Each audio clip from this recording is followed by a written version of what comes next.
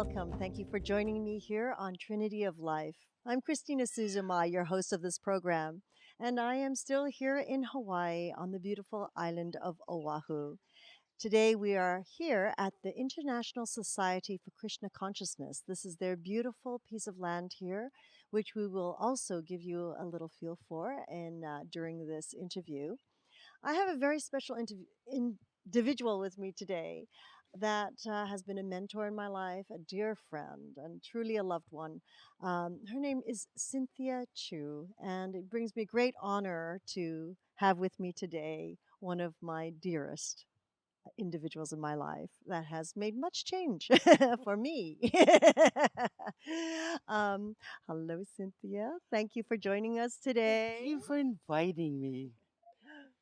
So, Cynthia, um, we would like to share with our community and the communities out there what it is you do, a little of your background, of course, so that it kind of leads us into this galaxy of knowledge that you carry, if I may say that. Uh, where do you start? I tried to do this earlier today, figure it out. I had a hard time. Let me give you a background. And both of my grandparents, my both grandmothers, paternal and maternal, were born and raised here during the time of the kingdom. So when Hawaii was a kingdom in the 1800s, both of my grandmothers were born. Pretty amazing, Mm, isn't it? mm. So they were born here, and where were their roots from? Um, Chinese, but already here. Mhm. So I know my mother's mother actually got trained by a kahuna, but when we were growing up, and this is before statehood, everybody's uncle and auntie, and you never know the names, and you really don't know who's related to who because it was the time where I was blessed to be raised during the Renaissance time of the territory of Hawaii, where we didn't have to lock doors and, you know, you'd all be cared for because it was one big ohana. And if you remember Lilo and Stitch, ohana's a big deal. I think the society really remembers what that word is from that movie. Yeah. Well, the story about that one is they had a cab driver. You heard the story about Lilo and Oh Stitch? no. They had a cab driver. These guys from Disney had a cab driver on Kauai, take them around so they would understand and everything. And so the cab driver started to tell them about Ohana. And it was from that cab driver that the movie shares Ohana. And that's what we're about. We're about Ohana. And like this tree, okay, you don't know where the real roots are because the benefit is the tree, but the roots go everywhere. And that's what we're about. When we were little, during that period of time before statehood, no didn't exist. Do you know that one? No. No. Yeah, the word no did not exist because there was no way we could say no to our elders.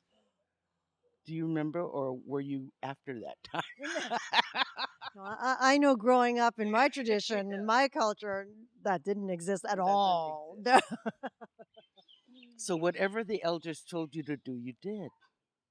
So it was because we were so far apart, there weren't the tunnels and everything. When we went to the beach and we had a family gathering, it was like a 3-day event, because the family would gather and we'd have, well, our weather's a little different. So we had patios without screen and the ocean right there, and punees, which is mm, like hideaway beds, you know. And then everybody had their lauhala mat, and they could. Now they have futon mattresses, but we didn't need that in those days. And all the kids would start to go to sleep at a certain time. But while we were growing up, they taught us how to lomi because they're, oh, my, come, lomi auntie's feet, my hand. No, not like that, like this. And you're taught. Now, I was one of those, I guess, that could be bribed a lot more. And still to this day. And Right? So all the other kids would play and everything, and they'd have me do their feet or their hands or whatever because I don't know why, but I could be bribed, right? Come. And Auntie gives you candy. Okay. Have a nickel. And if I was lucky and I did it for like hung out with them for almost all day, I would get a whole quarter.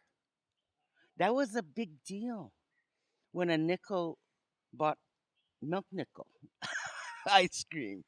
When you could get into the movies at 5 cents, a quarter was a big deal. So those those were my days, you know. entrepreneur. Yeah, easy to bribe. The other because I was naturally curious, and because you're not you your children in those days were seen but never heard. Mhm. So you don't talk. So you're invisible, right? And the stories they would tell would just fascinate you and then perpetuate you into another universe because it was interesting. So much so that I learned to stay up at night to hear the stories. Mm. Because once the children go down at 7 and 8 o'clock, the stories start to come out. And you have to keep pretending you're sleeping as you hear these stories. How old were you? Gee, I don't know. I had to be at least 6 or 7 by then, to know that I would want to do this. And and I realized much later what I got to experience. And when they start to tell a story, Hawaiian style, not just Hawaiians, but in the Ohana, talk story is a modality of communication. So when they talk story and they start to tell a story or weave this tapestry, if you don't have the matching thread, Mm. the story ends. So someone else will bring the matching thread and continue this weave of this story. And by midnight, you don't know who's telling the story. Mm. The only thing you feel is that God, Keakua, is talking. It's anyway. Mm. Can you imagine? It was a great time. Mm. I can't imagine falling asleep to those Oh, stories. yeah. But you're Wow. never really asleep either. And that's how our childhood was. Because of course it was pre-TV. Not pre-radio, but pre-TV. Mhm. Now, where shall I go with this? My dad was the first Asian in the United States to own a radio station. So he was in Who's Who of America. Big Mm. whoop, right? That's pretty big here for Hawaii, though. It Mm. was because, he had so much prejudice. right? Asian, right? And Mhm. it's owned by Howleys, Oh. right? And he was the radio engineer for KGU, which is Howley, right? So yeah, it was interesting. But while he was engineer for KGU, KGU was one of the radio stations, or the only radio station Hmm. in the early 50s. And they used to do something called the Royal Hawaiian Band broadcasts on Sunday. Because on Sunday in Kapiolani Park, there used to be a bandstand. There is a new one, but there was an old one there. And the Royal Hawaiian Band would play every Sunday after church, and it was a big deal. All the families would gather, and the children would play because it would be fun, and you would have these Hawaiian singers and Mm. music, and it was just fabulous, fabulous. But anyway, That was something to do on a Sunday without absolutely, television, right? exactly. And we get to hang out with all of these Hawaiian musicians, Mm. like Nina Machado, who was called the songbird of Hawaii. And in fact, she named me my Hawaiian name and my sister. Mm. So it's got to be in the 40s, right? Pre-war, man. And my father, in those days, put together a radio station, and in those days they didn't have electronics the way we do now. Oh, So oh, their tell me. transformers were like huge. And so kind of a joke, because I tell my sister, do you know our dad played with crystals before we did? Because it was crystal radio. Oh my You're right. God. Yes. And it was that was it was a magical time for us. We were very blessed, Mm. very very blessed. Mm. And I thought my mother was so wimpy, Wow. That's too because I fun. thought, oh man, here I am, a tomboy, and I'm going to every different family every summer because I could, whereas my sisters didn't. I did. More stories, yeah? Yeah. You're following the stories. So anyway, where was I going with that? Oh, my mom. So I thought, gee whiz. See, I'm my father's only son, so I'm judging my mother. Mm. She goes to have her hair done once a week and gets a massage once a week. How wimpy is that? Boy, how little did I know. Right? Which side of the table are you Yeah. on now? Boy, like, oh my gosh. I had no idea that my mother was the epitome of an example of a goddess, Mm. right? Taking Mhm. care of herself, doing what is necessary, and Mhm. all of this type of thing. And now it's now.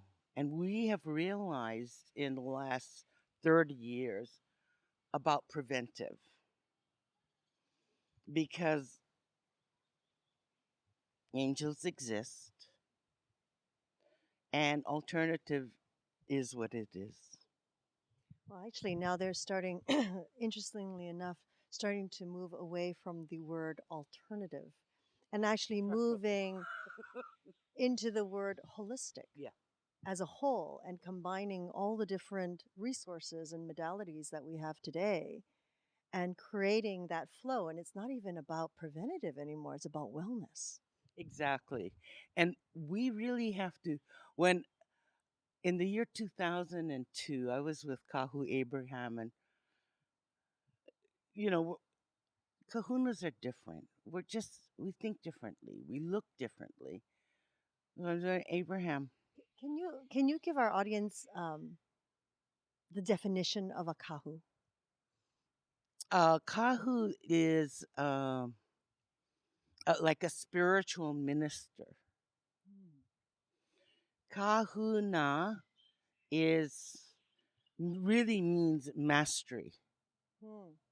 right? Hmm. So you're a doctor of psychology or philosophy or stargazing or Hmm. time travel. That's the master of, right? Kahuna. So huna is a lifestyle, Hmm. which curiously enough, that was my father's name, Kahu. And he named his radio station Kahu. Oh, that's very cool. Very cool.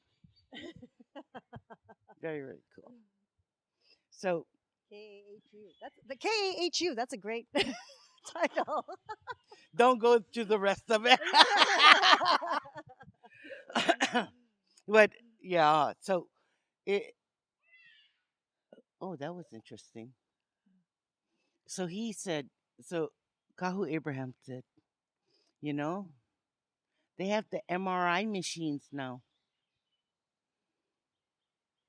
We don't have to work as hard because the MRIs do what we do. And I went, now, what I learned in the last 20 years is that I used to be in neurotechnology. What that is new age toys. And what I found out when I went to Indonesia for training, because I couldn't get the training here, is those toys are what we learned in our past, in a different lifetime, in a different time that was passed down from generation to generation. And as science has evolved and we have become more aware of quantum, Mhm. our ancient work is acknowledged. So here is the future of science in holographic quantum physics Mhm. being able to define what we do. Mhm. Mhm. Not because we do it differently, because the universe has evolved. And once you become aware of something, that's it. Mhm. And that's a basis, actually, of a lot of my work. You know, if you're not aware of it, you're not going to address it, There you go. right? So once you accept that, okay, yes, you exist, then we can do work. If you don't, now a lot of people, um, I was talking with someone yesterday and I said, when you have an accident, and okay, so here I am in new tech toys, right? Neurotechnology, and we came across this question, the hypothesis, right? Because you're doing theorems, and you so if someone had a tragic accident or a trauma, would it make a difference if we took the astrological time that occurred in their birth path, moved it to prior, fed it into the body at a cellular level at that frequency, Mhm. using the combination of color, light, sound, and Mhm. and also biorhythms and all of this, fed it in, would that body heal and remember, Makes sense. right? We tried it. Now the problem at that time was that the technicians who ran the machines got affected. We didn't need that tone, and yet we're running it. It's affecting us. Hmm. So, also curiously, in the year 2002, I went to see a friend of mine I hadn't seen in years. Like Christina. And his name is Don Estes. And frankly, he's really close to where you live. I do believe I've met him. He has the largest library of resonance Mm, and sound on the internet. He also is the inventor of the vibrasound. mm. He also has a chart that has all of the frequencies of the whole universe on it. Doesn't that sound? Wow. He's come a long way since I think I met him back in about 8 years ago. I think 8 years ago. Right? You introduced me. Oh, must be. I haven't seen you in 8 years. So, yeah. Well, on that chart that he has, no, so he says, you know, because we had talked, we knew the hypothesis, right? So he goes, so this is what he did. He had all of these computer geeks, right? And they offered him time on on their. It's not one computer. They're so incredibly geeky, brilliant Yes. that they build programs for their military. Mm. I mean, what does that tell you? Who has the most money, right? Military of other countries. So what Don did was he ran sounds through these computers for over 2 years that would have taken maybe 10. Mm. And he goes, I found the common tone. And I looked at him and I went, oh, so you're telling me you found the sound of God.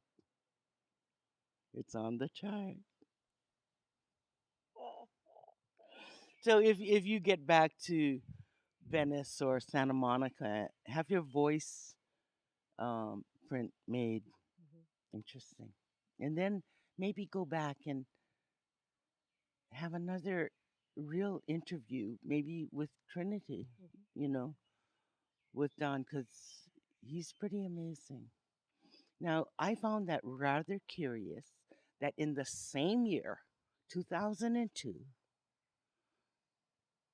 that Abraham told me that, and Don Estes told me that, and it was the double snake year. Mm. Remember that? Yes. The Yeah. double snake year, 1 year after the Twin Towers, right? Which was a double dragon year. Only in 500 years now. I know you can't remember that far. So the double snake year is the same thing. It doesn't happen very often. Like in how many hundred years? Right. 'Cause I think the Double Dragon year was 2000, Okay. right? Because this year's a year of the dragon this year. Okay, so Yeah. whatever it was there was It's the year 2000, after, isn't it? and yeah, and then the year after. So maybe it was 2001. But okay, so I'm off a year. Okay, so Depends on which calendar we're yeah, talking really, about, right? really. Yeah. But think about it. Double snake year. Where else have you seen the double snake? Not in Oriental Asian. Try Greek. But The isn't it caduceus. also, yes, I was going to say on the medical, okay, so they're still using it today. Exactly. Exactly. Temples of Apollo, right? Hmm. And what well, this is my interpretation of the caduceus. The shaft is your spine, right? Yes, And the rest all intertwines. there you go. Like a DNA strand. Yeah. Even more so. Or like that. Oh, yeah. And that's kind of what the work that I do. Um, I like to say I'm a jumper cable. And I'd like to sort of verify that she is. Because people say, well, what do you do? And I really kind of am not very nice sometimes when I say things. I'm learning to be better. I said, don't come to me if you want a massage. Go to a massage therapist. It's like getting an oil change. Do that. But if you want an overhaul, then you come. Because sometimes, oh gosh, I don't know. I don't think you met her. Moana was one of the students after you. And so I was with her a couple weeks ago because she was giving me a lomi, and I'm telling her how, do this. I said, Moana, don't you use the work in your massage? She goes, as the last resort. I said, why? She said, because I'm not sure. I said, oh my gosh. Oh my gosh. She said, I did once. And that person came back and said, the pain went away and never came back. I said, that's what I mean. Not that you're not going to have clients because the pain goes away, because we're built in layers, like layers. So you want to keep peeling the layer off. Keep taking those layers of the onion. I can always say, Exactly. keep peeling the brown stuff off. Yeah, sometimes it's kind of teary, but it works.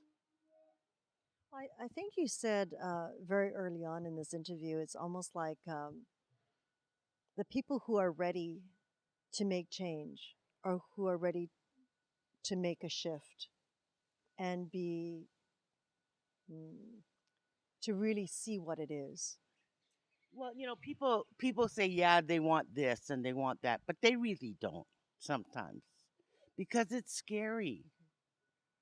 It's scary not to have that old thing of saying, "Oh, well, I had this because," and you don't have a reason now. So now what? Yeah. You know, are you ready for your greatness? That's the bottom line. Are you ready to do the best you can do? Because if you are, I'll support you in it. And that's what it's about. So, y- no, I'm not in the phone book. It's only by referral because there is no way I can tell you what I do. But you can. Cynthia, what's really interesting is actually not because all I say is I do body work and I dabble in the healing arts because it's really a combination of everything, right? And it's ever changing. As Hmm. I think when people go, well, is it Reiki? Is it Lomi? And I go, it's a combination. There's no certification for what this is. It is what it is, and it is what it is for the time it is. And depending on the So there. individual, I know. Did you get that? It is what it is. For the time that it is, it is. And that's my only explanation description when people ask my clients before, well, what is it she does? They look at them and say the same thing. I don't know, but it works. I mean, has anyone tried to explain what it is you do? Actually, I'll do it simply. Uh, how simple is it now? It says it's the breath. Okay, so exactly. What it? All right, so let's go with Hahavela. So if you're a Kahuna Haha, you're an OBGYN. Hmm. Kahuna Hahavela. Now, when you have Ha, it's a breath of life. But anytime you have a double, like Ha Ha, it's like an exclamation point. So It is Vela is heat of the hands. So what is it? It's the breath of life through the heat of the hands. Mm. And in Hawaiian, there's always kauna. Kauna? Yeah, the other side. Because if it's Mhm. one side, there always is another, Mhm. right? The kauna. So the kauna of Hahavela is spiritual midwifery. Does that make sense? Mhm. Mhm. Because anytime the body comes becomes one again, reconnects with itself, remembers, spirit comes in. Mhm. And that is their experience, right? Of feeling oneness again is the re experience of God's sense within yourself. Does that make Mhm. sense? Mhm. Mhm. Oh, that was three blinks, Christina. That makes really good sense, doesn't it? That Oh, was actually one blink. oh, I was actually completely still. And yeah, when you you looked were. at me, then I blinked. But doesn't that make sense? Mhm. I love that term, spiritual midwifery. I think that's a new term for us right now. It's lovely. Well, all of the Hawaiian body work, right? Lomi, all of it, all has to do with spirit. Mhm. So what I share in Hahavela is the highest form of lua. And what is lua? Self defense. So one of my teachers said, easy to break bones. Can you fix it? So there used to always be someone who knew Hahavela that went into the wars with them and everything because Mhm. you would have to reverse Mhm. whatever.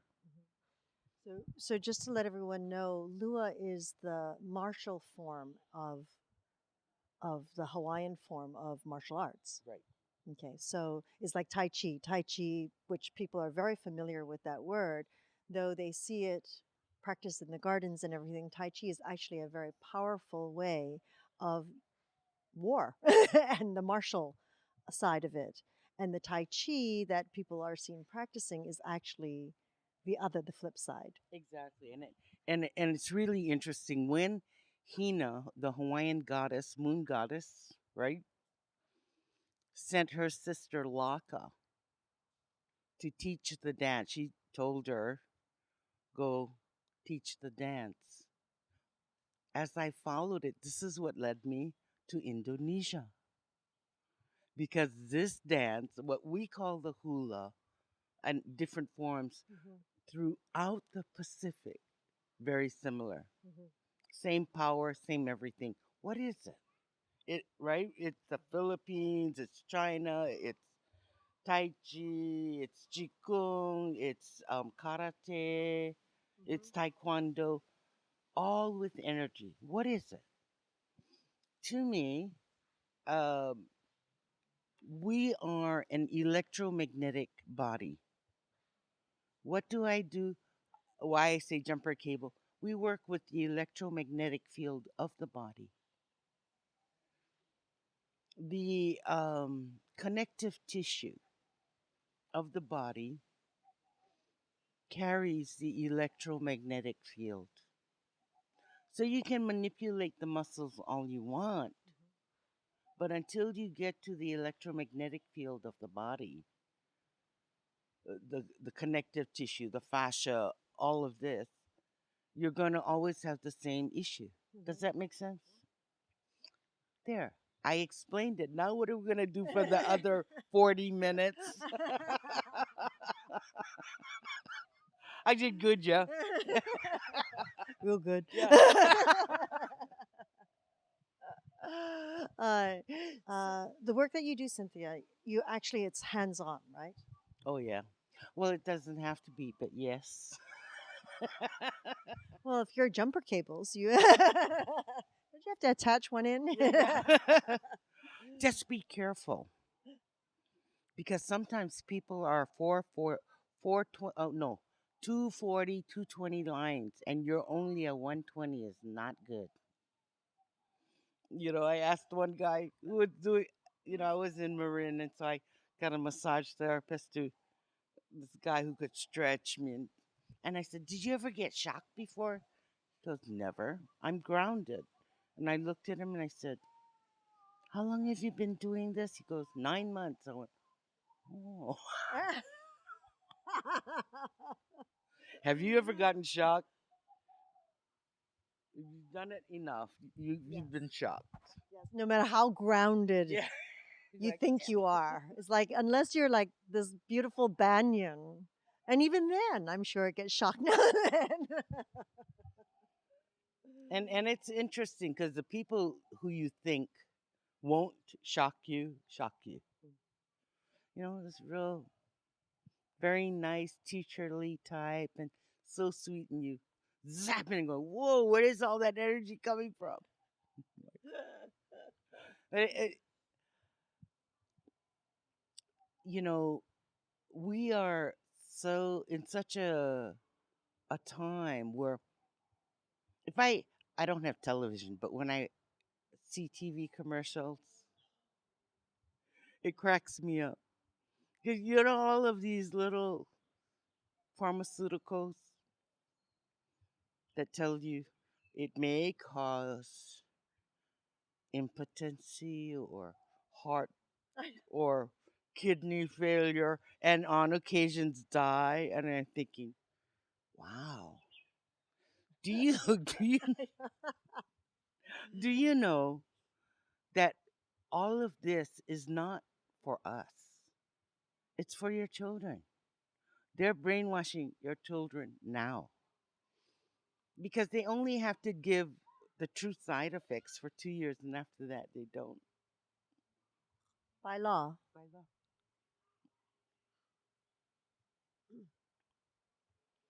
And pharmaceuticals have to get out there because people are no longer requesting, Mm, right?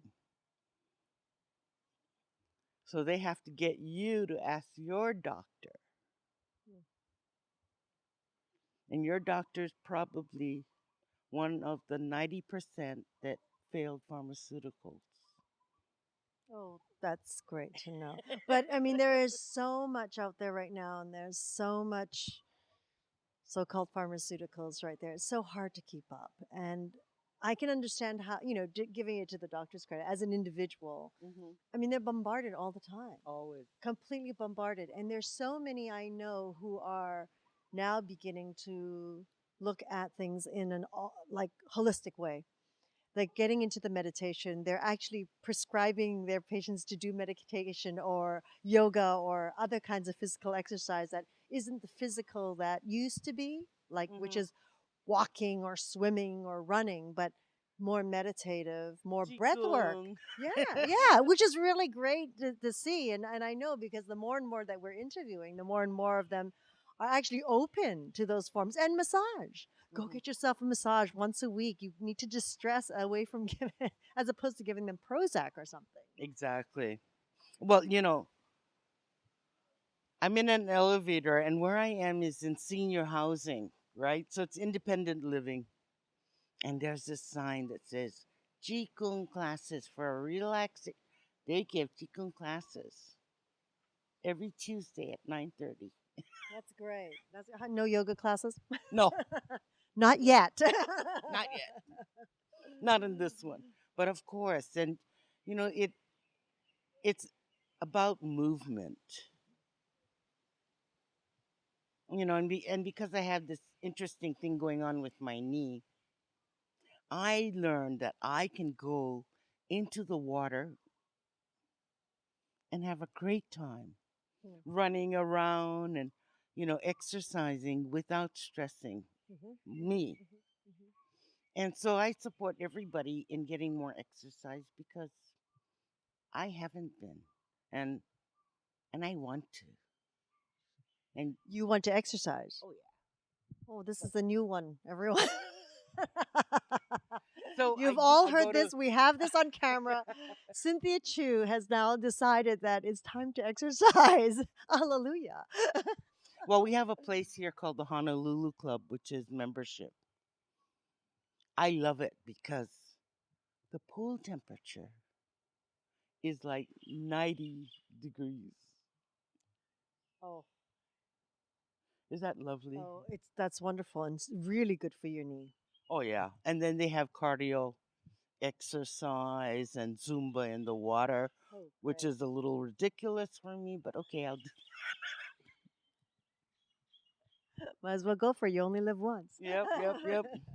And I drink my green drink, of course. Oh, you don't know about that one. Oh, another green drink. Okay. No, it's I'll give you some later. But I would not be without it because it has reduced it's gotten me more active because before that I could not sit for longer than 2 hours Mm. because of, my back and all whatever the story of aging is. It's being that jumper cable for so many Yeah. people, and those jumper cables kind of get a little bit clogged now and then with all those energies running in and out and in and out. Oh, I don't know. I was in an interesting place on Monday or, last week and so I decided, well, I have a free massage. I'll go get this done. And this is a shiatsu master and yada yada. And I cracked up. I told Katie, when I'm done, I I told Katie, I consider a high pain level, Mhm. threshold pain. And I was like ready to go, Uncle. Like, oh my God. And what were you having done? Just body work, but shiatsu, and it was Oh, so. intense. That's how I described it when I went to. How was your massage? Intense, Gee, that's interesting that you say that because some of the work you do is very intense. but not painful like that. Well, painful, but not like that. Beg to differ with some people that have been on that table. Well, in the past 8 years, energies have changed. Mhm. So what used to take me 2 hours takes me like 40 minutes. What used to Mhm. take a lot of energy takes a lot less. Mhm. Mhm. Do you think that has to do with what's happening right Yeah. now? I mean, everything is moving fast. Everything. It's almost like, and they're even saying that time is actually moving faster. It's like that clock that they always go by, that world clock, and they're even saying that they have to move it forward so many seconds or whatever per year now because things are just energetically. Well, Mhm. on a physical level, it shows up. On a non physical level, I know who I was talking with, Rhea, because she does the destiny readings and you can do this. And I said, the joke is, we've never been here before, ever. So we can't do recall of, oh, I remember when I could, because you can't. That's how much we've moved, in this energetic. So don't beat yourself for not knowing what you're doing because, So you know that memory loss as we get older. We've got a reason for it now. yeah, exactly. Because we have not been in this energy before. This is Kali Yuga. Kali Yuga? Yeah, you do yoga, don't know Kali Yuga. Okay. It's the beginning of the end. So Kali Yuga is the end of that Indian calendar, Mm. which happens to be coincidentally the same calendar as the Mayans and the Hawaiians and the Tibetans. I didn't realize that the Hawaiian and the Hawaiian calendar was so similar. Yeah, we're all lunar. Mhm. The only one that isn't is the one that has to turn the clock forward every I know. faster. You mean the one that we all follow by worldwide, right? You know, when I was in Indonesia, it was really interesting. So I'm watching you and your son and his different languages and all of this. And in Indonesia, they have to know Sanskrit, Hmm. right? They have to know Indonesian. They have to know Arabic. I think it's only recently that the English has come in a little stronger and they're allowed to speak Chinese again. Yeah. So you know, it's this type of thing that's going on, and they observe 3 calendars. Mm. Tibetan. I mean, Oh, yeah. so they, you know, we pagans. I love using that word because people go, but it's so true. We are pagan. Go by a lunar calendar, Mm. and like in Hawaiian, there's got to be at least 30 different names to call the moon. Which phase and what time and when to plant, what to do. Mm-hmm. And Chinese have that too. Mm-hmm. What wrong with us? Yeah.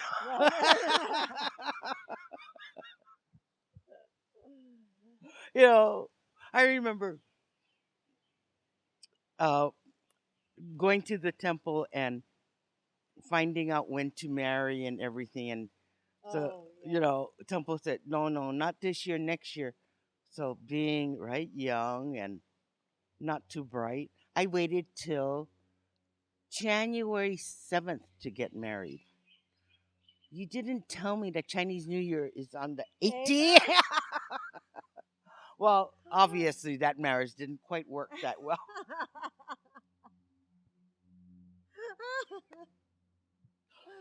So it's about listening to our elders, and when we're young, we don't because we think we know better.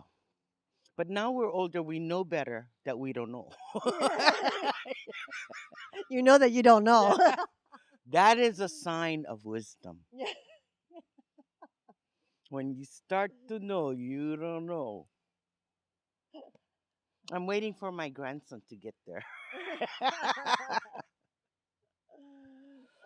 ay. Yeah, we're so blessed here because we have multicultural place that is wondrous, and we honor.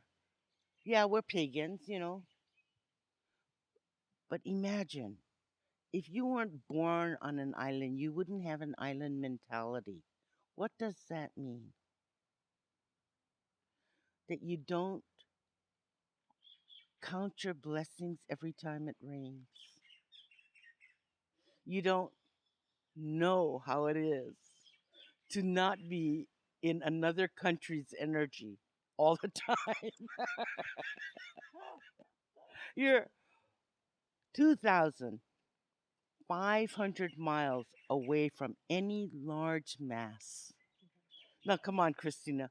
Coming from the mainland here, how did it feel the first day? Let me interview you.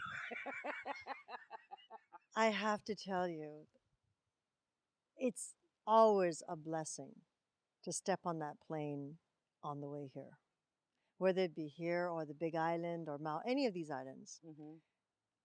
It's like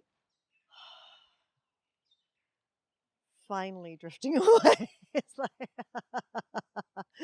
yeah, it is because there is, I mean, yes, the first 48 hours, it's about the pace. Hmm. It's about unwinding what is so wound up from the pace, the drive, just everything about even LA is pretty laid back compared to New York City. But it is just the whole shift from being in a desert to a full tropical atmosphere, to a place where it takes 5 times longer to get something done. You have to, you know, because you have no choice. You just have to be still. You just have to be within the spirit of these islands. Exactly. Now, when I used to work in Waikiki and people, you know, imagine how blessed we are. that only one out of maybe 50,000, and I'm being very generous, ever dream of coming here, get here. Mhm. I think I'm being I generous. think you're being generous. Yeah. But anyway, and I have people come and tell me, I feel like I've been here. I'm meant to be here. And you always hear the same story. And then in some places we say, yeah, visit, but don't buy here. But anyway, the thing is, originally, you know, the story of Mu, Lemuria and Mu, right? The continent of Mu. I think you need to explain that. Pardon me. We're speaking to a wide audience now. Okay. Well, people talk about Atlantis and Lemuria, but there was a continent called Mu, Mu.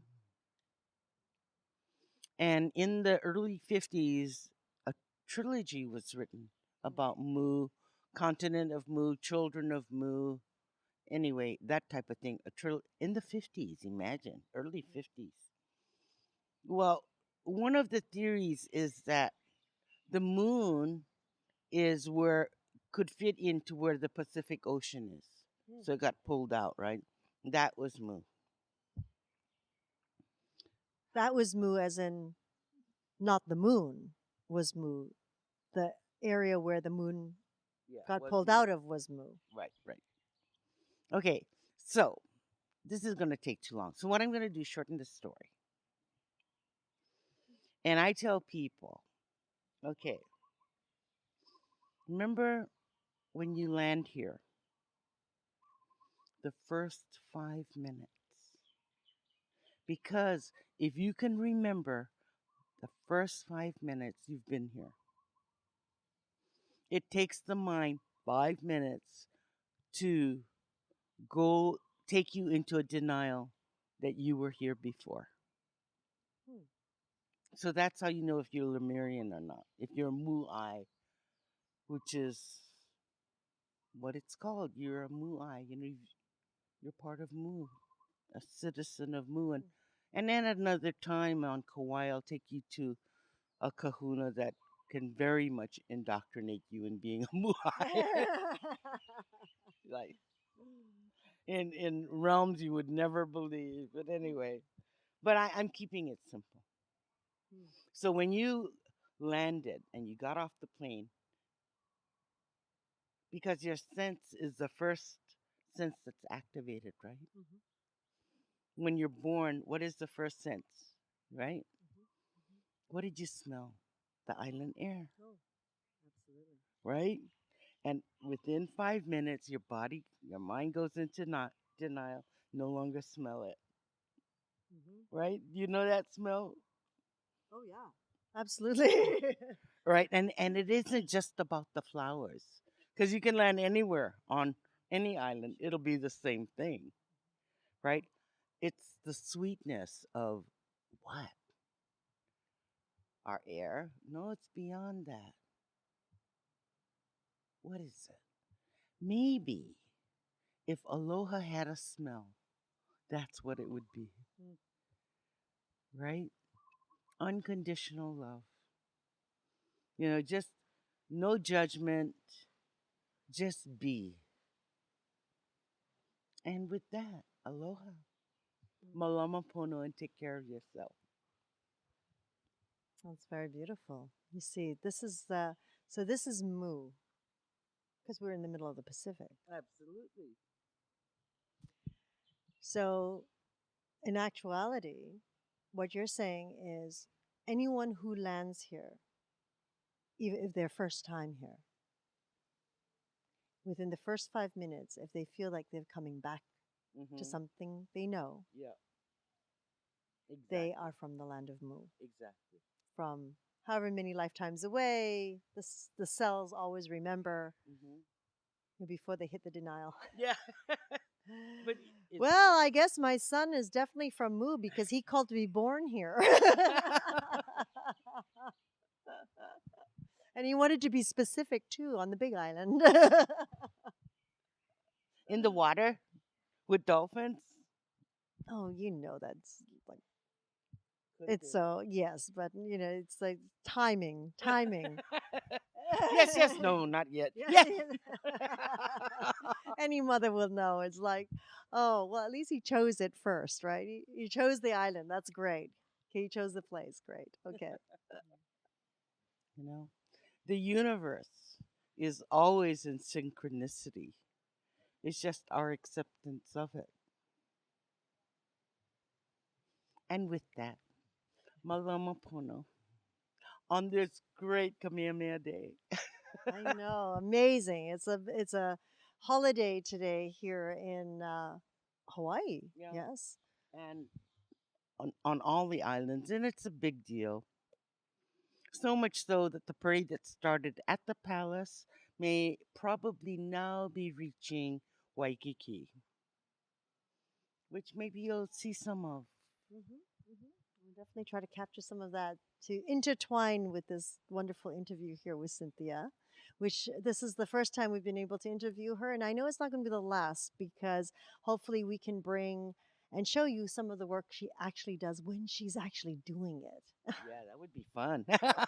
Much easier than an interview. Oh, yes. You And know, one picture, no words, yeah, easy. yeah, on picture, no words. That's what she thinks. That is true. Right. So many of us still work with that whole linear mind of, it still takes the words to capture. Wait, one day let's do the facelift on video. That ought to be fun. That will be fun. So that's what we will capture one day, hopefully soon in the near future. And with that, I want to thank you all for joining us here at Trinity of Life. And again, it's Christina Suzuma and on the beautiful island of Hawaii, Oahu. And catch us on YHTV, which is yogahub.tv. Thank you, and we'll look forward to having you join us again. Aloha. Aloha.